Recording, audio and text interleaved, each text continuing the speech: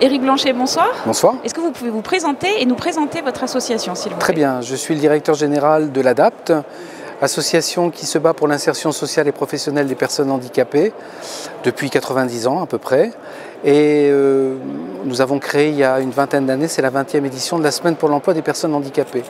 On n'est bien entendu pas que sur l'emploi, aussi sur le soin, la formation, les enfants, la scolarisation, tout ce qui va permettre à la personne handicapée d'être citoyen, d'aller vers l'autonomie et d'être comme vous et moi dans la société. Alors le handicap en entreprise reste aujourd'hui encore un sujet un peu tabou, mal connu.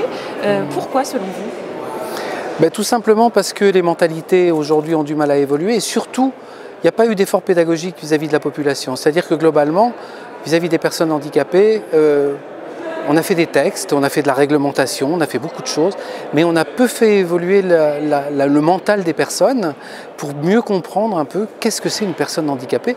Souvent, vous entendez quand vous interrogez des gens dans la rue, une personne handicapée, c'est une personne en fauteuil, alors que c'est 1% à peu près de la réalité. Aujourd'hui, handicap invisible, vous et moi, nous sommes peut-être handicapés, ça ne se voit pas sur nos têtes, et globalement, ça perturbe énormément les organisations. Après, aujourd'hui, ce qui est intéressant de voir, c'est que les maladies invalidantes sont en train d'embarquer les situations de handicap et vont balayer, je pense, un peu tout ce qui est handicap moteur. Le handicap psy est au sujet un vrai sujet, et puis aussi ce que la société fabrique, c'est-à-dire les burn-out, la fragilité, la vulnérabilité des personnes.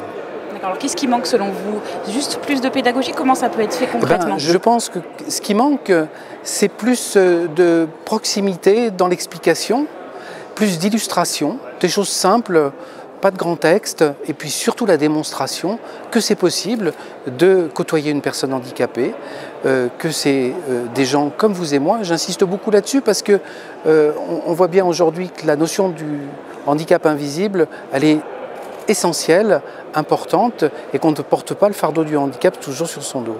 Alors qu'est-ce que vous attendez de ce premier salon du handicap et des sachets responsables? C'est l'approche qui est extrêmement intéressante, c'est-à-dire que, comme l'a dit tout à l'heure Madame Monchamp, ce qui est important, c'est que parler du handicap, moi je pense qu'aujourd'hui la sensibilisation elle est vers le grand public, maintenant très clairement.